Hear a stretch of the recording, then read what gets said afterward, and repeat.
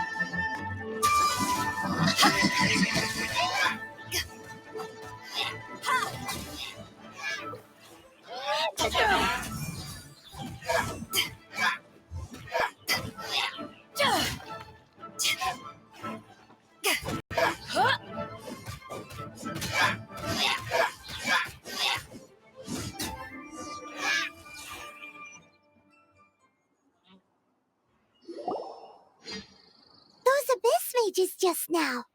Were they trying to ambush us? No.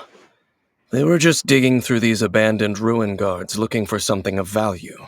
Oh, is that so? The Traveler here seems to like doing that a lot, too.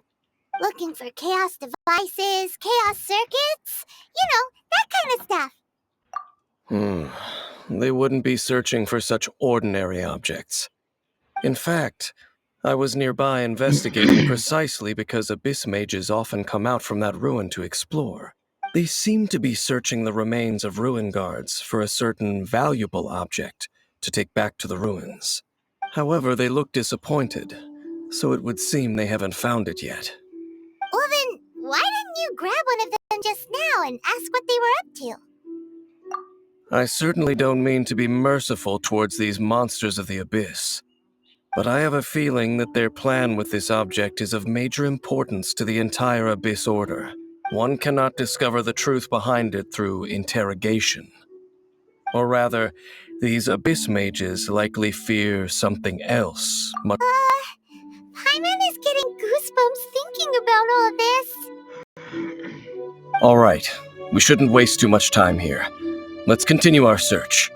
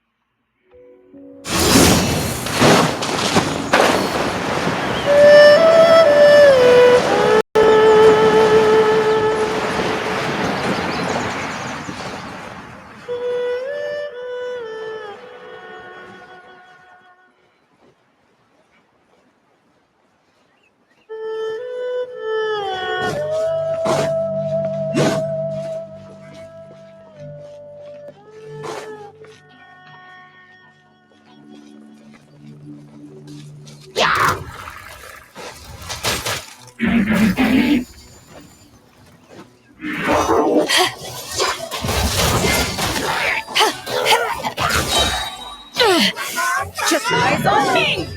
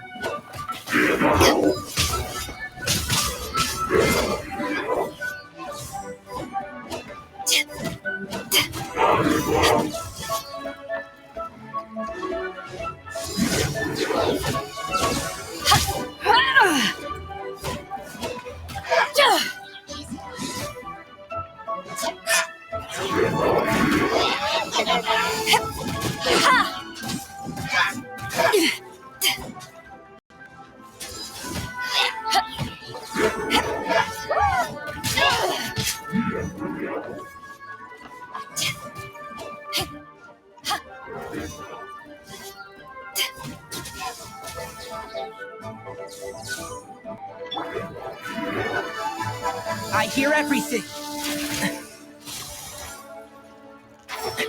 Excuse me?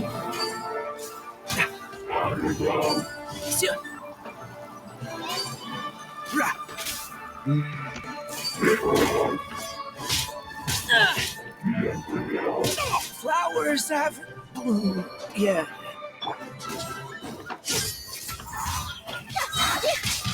Didn't quite touch it. Let the magic begin!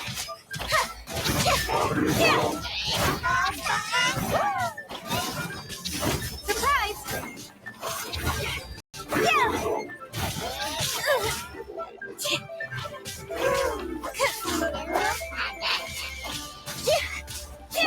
To ashes!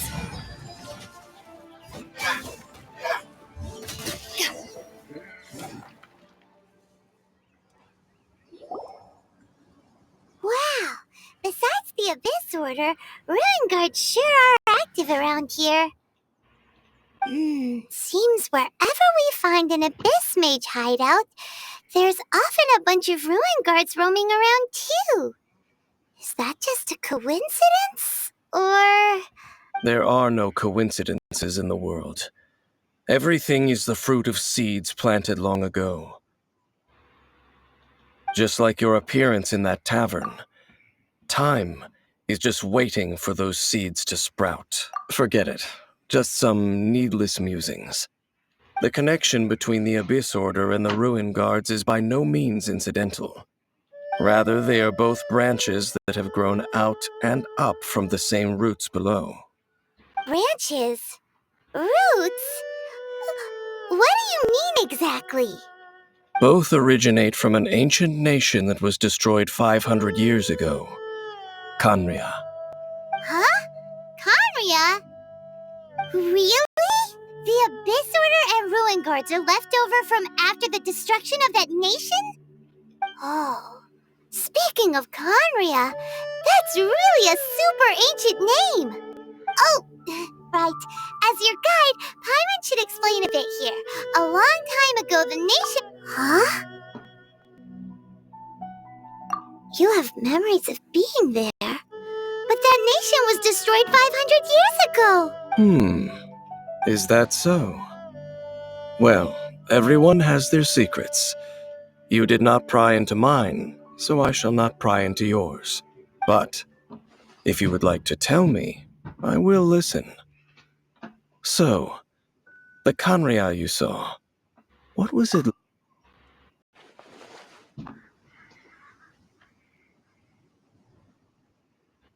So that's the complete story, huh? Paimon thought that you ran into that unknown god first. I see. So your first memory after coming to this world was being awoken by your sister from within that meteorite. It seems your sister woke up first. But the question is, how long before you?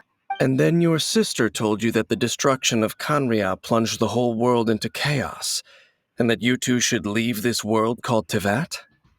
The destruction of Khaenri'ah? She said that? That destruction you witnessed, that's history from 500 years ago. It seems the first time you awoke in this world was indeed during that period. Huh. So your sister must have understood this world better than you did, because she woke up first. And it was shortly after that that you encountered an unknown god who blocked your path, so you couldn't escape. Oh, Paimon knows this part really well. I understand.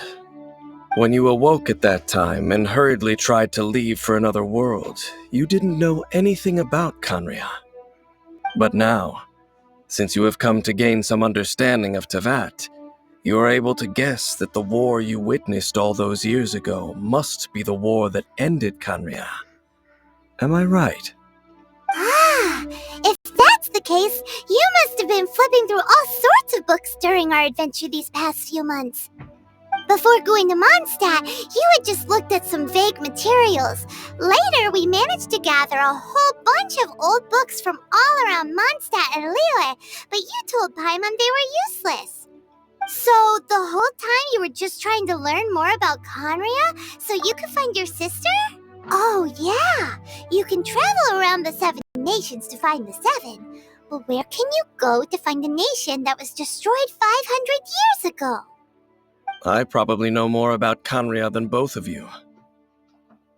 Conria was a nation without a god, not because it had a god that died or abandoned them, but because it never had a god to begin with. It was a powerful nation, built purely by humans, an unprecedented, flourishing, and glorious civilization. It was the pride of humankind. A nation without a god? Later events unfolded just as you remember. It was all destroyed by gods. You mean that... 500 years ago, the gods descended upon the world and brought desolation to Conria.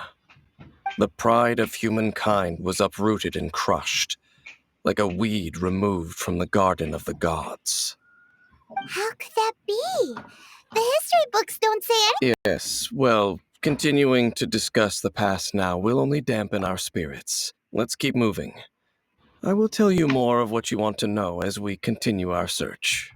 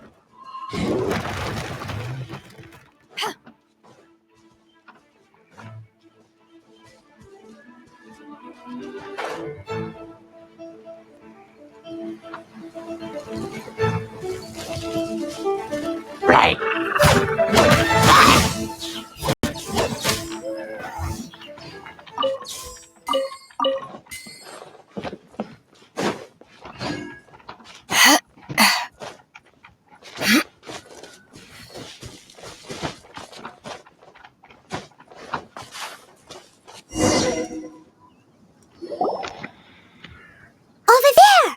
It's more ruin guards and abyss mages.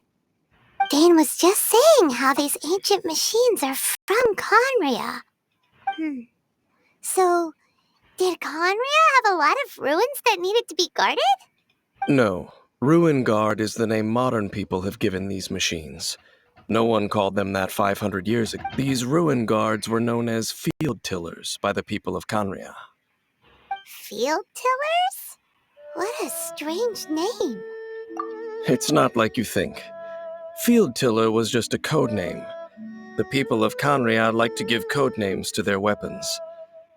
The land is not to be tilled with farming tools, but rather is to be fought for with steel and blood.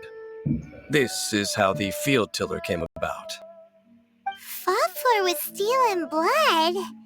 Well, that's an interesting way of understanding tilling. Paimon doesn't think it's a very positive interpretation. After the destruction of Kanria, these masterless field tillers went completely out of control. They wandered aimlessly over the centuries, gradually spreading to every corner of Tevat. Perhaps resonating with the sorrow of other civilizations lost to time, they found their way to various ruins across the land, where they lie dormant. Well, that sounds so sad. Once you understand more, those details won't mean much to you. But no matter their past, all that remains of them now is the danger they pose. So destroy them all.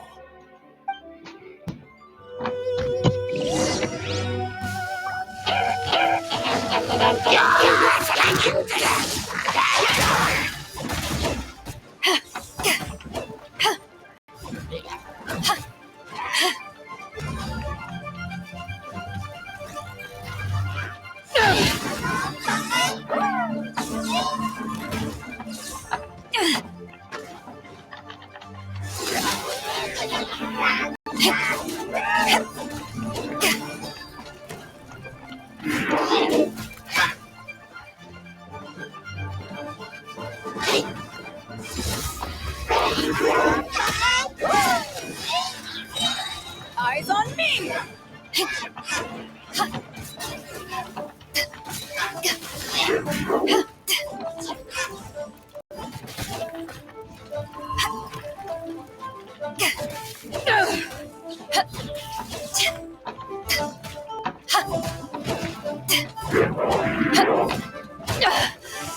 You haven't won yet.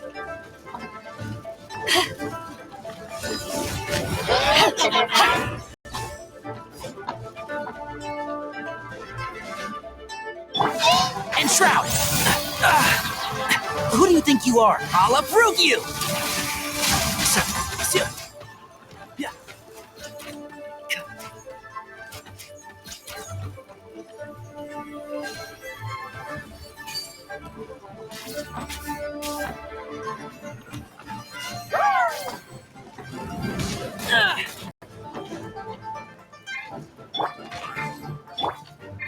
Cue the spotlight!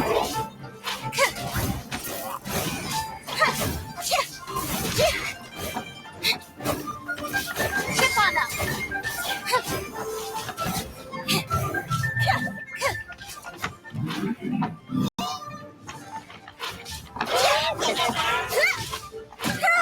Over here!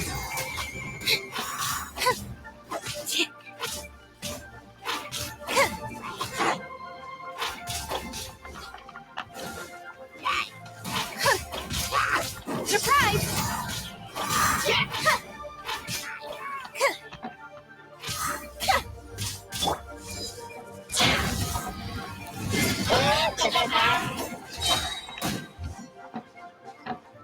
To ashes!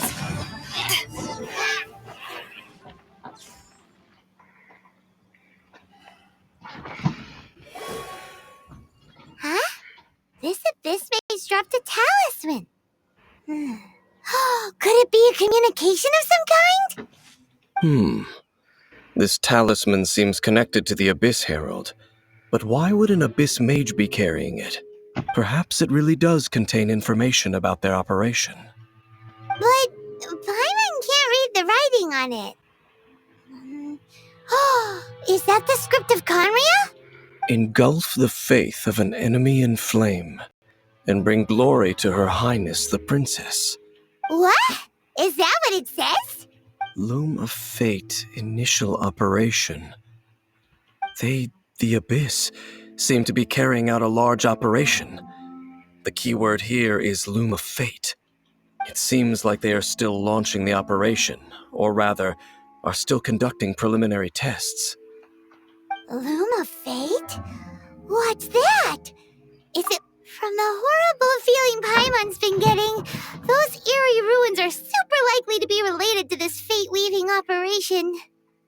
So, Dane, what message does this talisman I'm reading it now. An ambitious operation. But some parts are difficult to understand. How so? In short, The first phase of the plan is related to Osile, Overlord of the Vortex. The Overlord of the Vortex? You mean that god in the ocean? What do they want with Osile? I know of your past heroics regarding Dvalin, and I also know of the Abyss Order's role in the Storm Terror incident. Though you may not have been aware of it at the time, you were thwarting an Abyss Order operation similar to this one. Last time it was Venti's old friend. This time it's a huge ancient god. The Abyss Order keeps setting their sights higher and higher. Will the Abyss Order use their lies and dark magic to corrupt Osile, just as they did Dvalin? No. From the contents of the talisman, this operation goes one step further. They won't just corrupt Osile's mind. They also plan to use the... Is that even possible? So wait, the Abyss Order wants to make some sort of cybernetic squid god of mass destruction? Very few people today truly understand the civilization of Khaenri'ah. Though, of course, the accuracy of that understanding itself is difficult to judge. Only the Abyss Order has consistently sought out the remnants of Khaenri'ah. Despite being far from human, they seek out this lost human civilization quite persistently.